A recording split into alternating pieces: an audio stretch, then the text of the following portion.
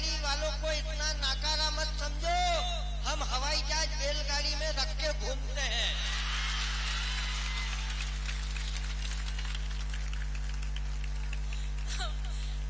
अब यदि आप चाहें तो मैं बहुत शिष्टता के साथ इस उधार का चुकाया कर सकती हूँ।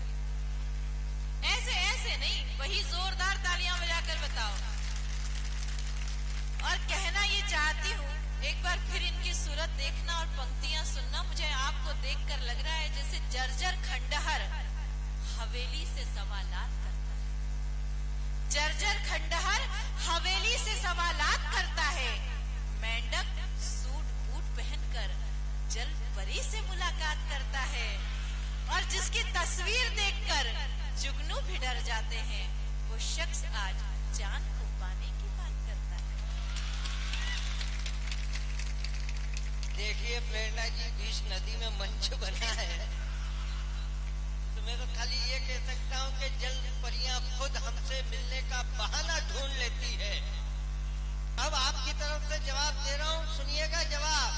कि हालांकि अभी जल परा आया है बीच में, कि जल परी खुद हमसे मिलने का बहाना ढूंढ लेती है। चांदनी खुद आकर हमारे आंगन का ठिकाना ढूंढ लेती है।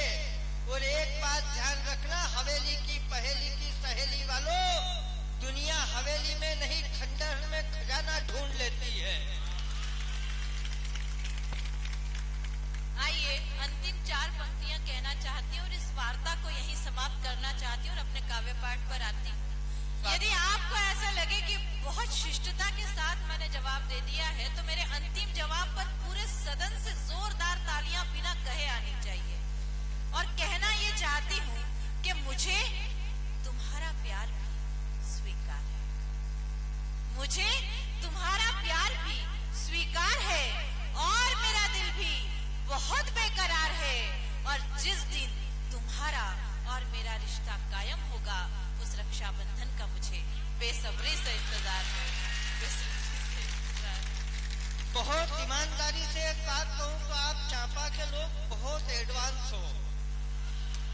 मतलब आप जिसका फॉर्म भरवा के आओगे उसकी जमानत भी आप जब्त करवाओगे, यह पक्का है। मतलब मैं आपकी वकालत के लिए बैठा हूँ और आप मेरी जमानत जब्त करने पे लगे हुए हो। मतलब आप इतने एडवांस लोग हो कि रामलाल के यहाँ अगर रामलाल के यहाँ शादी में जाओ, श्यामलाल के यहाँ अच्छा बैंड बज रहा हो तो वहाँ डांस करने लग जाओ। मैं, इन्होंने कहा अंतिम पंक्तियां, अंतिम जवाब मैं पढ़ता हूँ आपकी तरफ से। और 4 पंक्तियां भी नहीं भाई साहब, 3.5 पंक्ति पढ़ूंगा। गारंटी ये है कि आखिरी की आधी पंक्ति आप बोलोगे।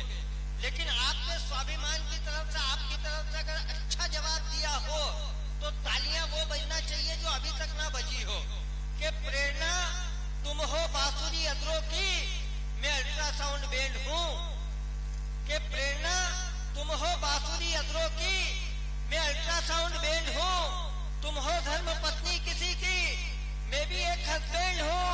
और सरे महफिल सबको सुनाने से क्या फायदा, तुम भी सेकंड हैंड हो।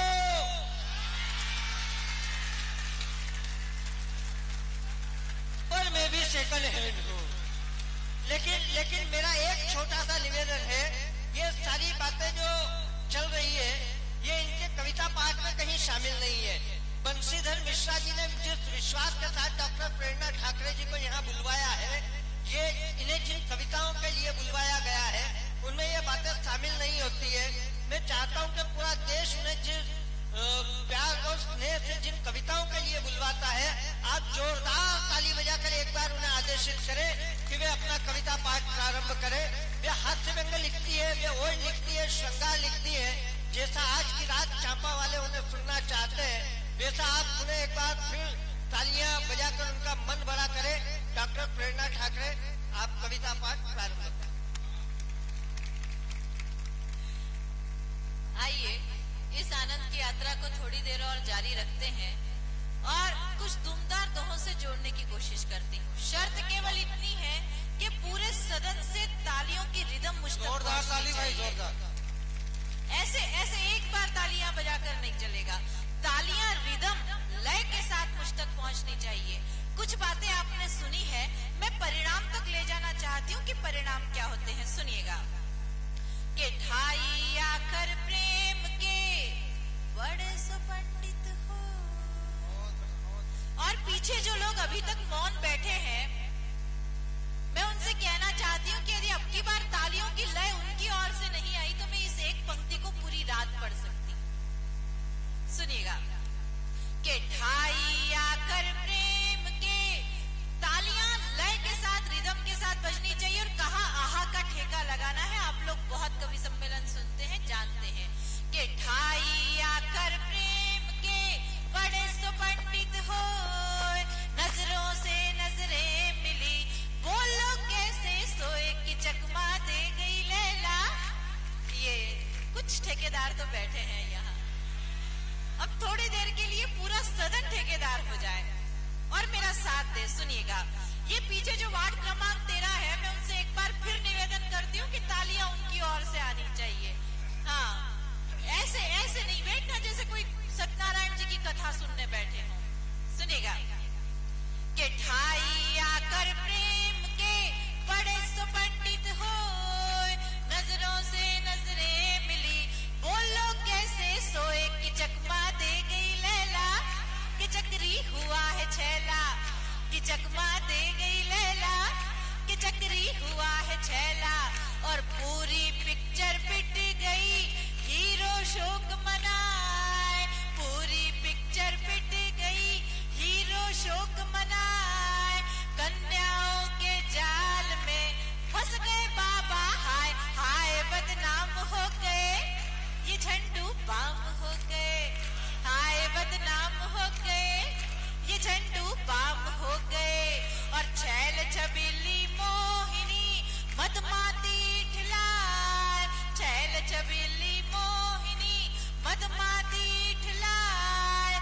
80 का जाबाज भी 25 का हो जाए कि कोई शक न करेगा, ये वीरू अब न डरेगा, कि कोई शक न करेगा, ये वीरू अब न डरेगा।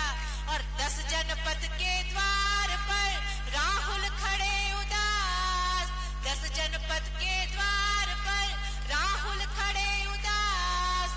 समझाती है सोनिया हो जा पप्पू पास, चली मोदी की आंधी करे क्या राहुल गांधी, चली मोदी की आंधी करे क्या राहुल गांधी।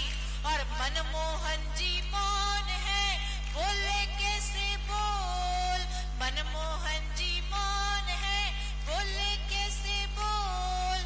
चुनाव ने खोल दी कांग्रेस की पोल, क्या कोई जतन करोगे या खाली हवन करोगे, क्या कोई जतन करोगे या खाली हवन करोगे।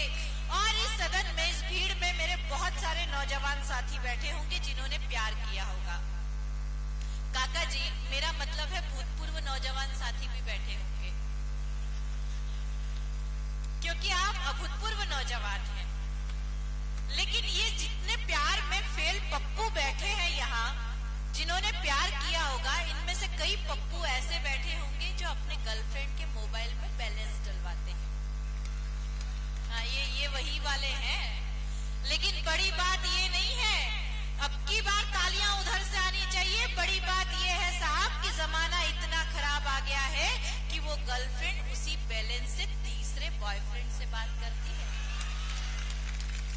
तब पंक्तियां निवेदन करती हूँ, सुनिएगा कि ये फैशन का दौर है, लड़की है मॉडर्न, ये फैशन का दौर है, लड़की है मॉडर्न। आजकल की लड़कियों का है ये पैटर्न, सैकड़ों बॉयफ्रेंड है, लड़कियां बड़ी ट्रेंड है, सैकड़ों बॉयफ्रेंड है, लड़कियां बड़ी ट्रेंड है। ये बंशीधर मिश्रा जी में आई तो मुझसे पूछने लगे कि बड़ी ज्ञान की बातें करती हो, तो ये बताओ कि महिलाएं मांग क्यों भरती हैं। मैंने कहा महिलाएं मांग इसलिए भरती हैं ताकि ये पता चले कि इस प्लॉट की रजिस्ट्री हो रखी है। तो फिर ये तरुण जी पूछने लगे कि फिर ये बताओ कि पुरुष मांग क्यों नहीं भरते। मैंने कहा पुरुष मांग इसलिए नहीं भरते ताकि ये पता चले कि गोचर भूमि है, जितना चाहे चरो और जिसकी जो मर्जी हो करो। तो फिर ये अतुल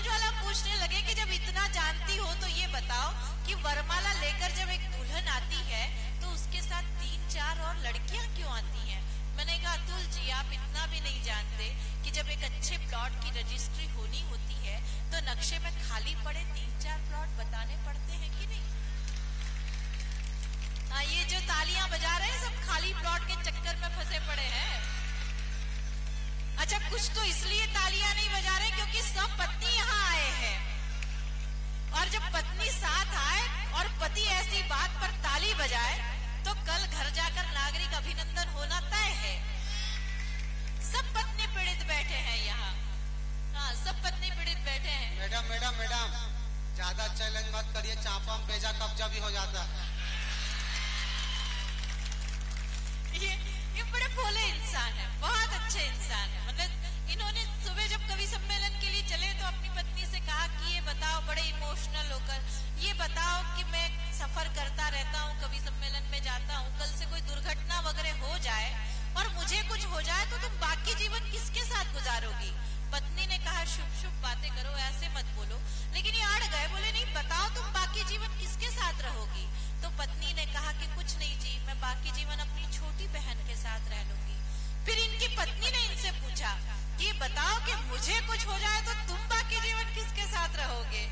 मिश्रा जी भी पलट कर बोले कुछ नहीं, मेरा विचार भी तेरी छोटी बहन के साथ।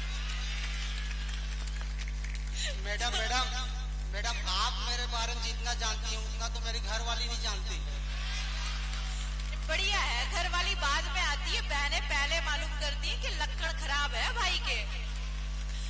तब क्या है कि इस भीड़ में जितने भी भूतपूर्व नौजवान साथी बैठे होंगे, काका जी मैं आपको पुनः प्रणाम करती हूँ, आप बहुत अच्छा सुन रहे हैं, लेकिन अब बहुत ज्यादा तालियां मत बजाइए क्योंकि काकी जी से डरना भी थोड़ा बहुत जरूरी है। तो आपने भी कभी प्यार जरूर किया होगा, और जितने भूतपूर्व नौजवान साथी बैठे हैं उन्होंने प्यार में कई चक्कर लगाए होंगे, कई गलियों के चक्कर लगाए होंगे। अब की बार पंक्तियां सुनिएगा कि जिनकी गलियों के लगे चक्कर रोज हजार, जिनकी गलियों के लगे चक्कर रोज हजार, है औरों के साथ में हो गई वो तो फरार, जतन से जिसको फांसा वो लड़की दे गई झांसा, जतन से जिसको फांसा वो लड़की दे गई झांसा। अच्छा, झांसा दे गई तो दे गई, चांपा के लोग इतने बढ़िया हैं कि एक गई दूसरी आई। लेकिन जब वही लड़की किसी मेले उत्सव में आकर टकराती है तो परिणाम क्या होते हैं सुनिएगा कि कल वो मेले में मिली लेकर अपना राम, कल वो मेले में मिली लेकर अपना राम, बोली बेटा मामा है कर लो इन्हें प्रणाम, बना गई हमको भैया करे अब ताता थैया, बना गई हमको भैया करे अब ताता थैया। आंदोलन समाप्त, एक बार जोरदार ताली बजाकर बताइए। जोरदार ताली, बहुत बढ़िया। और आइए मित्रों, ये जो संस्था है चांपा सेवा संस्थान, मैं उन्हें बहुत बहुत बधाई देती हूँ। आज उन्होंने वो काम किया है, 365 दिन हो गए हैं, मैं उन्हें बहुत बधाई देती हूँ कि यदि देश में कुछ लोग भी आपके इस काम का अनुसरण कर लेंगे तो मोदी जी का सपना और भारत का सपना पूरा हो जाएगा।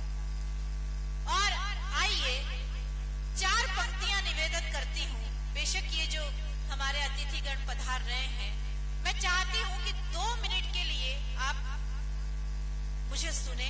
अब मैं वो बात करना चाहती हूँ जिस कर्तव्य की पूर्ति के लिए मैं आई हूँ। मेरी माताएं बहनें, मेरा उनसे अनुरोध है कि जिस जगह वो बैठी हैं 2 मिनट के लिए वहीं बैठे रहें। बैठ रही है मैडम, बैठ रही है। सुनिएगा कि दुनिया में वक्त से बड़ा नहीं है कोई तख्त, वक्त ही किसी की तकदीर बन जाता है। दुनिया में वक्त से बड़ा नहीं है कोई तख्त, वक्त ही किसी की तकदीर बन जाता है। वक्त हो बुरा तो कोई ठोकरों में रहता है, वक्त साथ दे तो वो ही पीर बन जाता है। आप मुझे सुनना चाहते हैं इस विधा में तो पूरे सदन से दोनों हाथ ऊपर उठाकर जोरदार तालियां बजाकर समझ। सुनेगा कि दुनिया में वक्त से बड़ा नहीं है कोई तख्त, वक्त ही किसी की तकदीर बन जाता है। वक्त हो बुरा तो कोई ठोकरों में रहता है, वक्त साथ दे तो वो ही पीर बन जाता है। तो वक्त पे जो वक्त की नजाकत को भांप ले, तो वक्त पे जो वक्त की नजाकत को भांप ले, तो कभी कभी प्यादा भी वजीर बन जाता है। और वक्त पे तो वक्त के महत्व को न मानकर महलों का राजा भी फकीर बन जाता है, महलों का राजा भी फकीर बन जाता है। और आइए हम देश को प्रणाम करते हैं, इस धरती को प्रणाम करते हैं और 4 पंक्तियां निवेदन करती हूँ समर्थन करना कि सबसे प्रथम निज धर्म माता भारती की नित्य आरती उतारो, बोल वंदे मातरम। एक बार मैं चाहती हूँ कि इस पूरे सदन से जिस उद्देश्य की पूर्ति के लिए कार्यक्रम ये काव्य यज्ञ संजोया गया, पूरे सदन से वंदे मातरम का जयकारा होना चाहिए। अपने दोनों हाथ ऊपर लहराते हुए हवा में जयकारा लगाइए, वंदे वंदे वंदे। तब पंक्तियां निवेदन करती हूँ, सुनिएगा कि सबसे प्रथम निज धर्म माता भारती की नित्य आरती उतारो, बोल वंदे मातरम। और सुजलाम सुफलाम शीतलाम स्वर्गदापी मातृभूमि को सवारो, बोल वंदे मातरम। तो देश हित के प्रति समर्पित सब कुछ, देश हित के प्रति समर्पित सब कुछ, तन मन धन वारो, बोल वंदे मातरम। और देश में जो वंदे मातरम का विरोध करे, ऐसे गद्दारों को मारो, बोल वंदे मातरम, ऐसे गद्दारों को मारो, बोल वंदे मातरम। और मित्रों, एक चाय बेचने वाला व्यक्ति जब देश का प्रधान हो जाता है तो कई लोगों को बड़ी तकलीफ होती है, और वो हमारी देश की लाडली बहू कई प्रकार की टिप्पणियां करती हैं। मैंने उस बहू को समझाया कि देश का बड़ा बेटा जब कुछ अच्छा काम कर रहा है तो अपने को क्या करना चाहिए, सुनना कि देश पे उठाई गई आंख फोड़ देंगे हम, हो सके तो अपनी नजर को संभाल लो। देश पे उठाई गई आंख फोड़ देंगे हम, हो सके तो अपनी नजर को संभाल लो। फंस के विदेशियों के जाल में न बहको जी, पथ से भटक रहे पैर को संभाल लो। तो नीलकंठ के समक्ष व्यर्थ क्यों गलती हो, नीलकंठ के समक्ष व्यर्थ क्यों गलती हो। नाग देवी अपने जहर को संभाल लो, और देश को तो नरेंद्र मोदी जी ही संभाल लेंगे। सोनिया जी आप बस घर को संभाल लो, सोनिया जी आप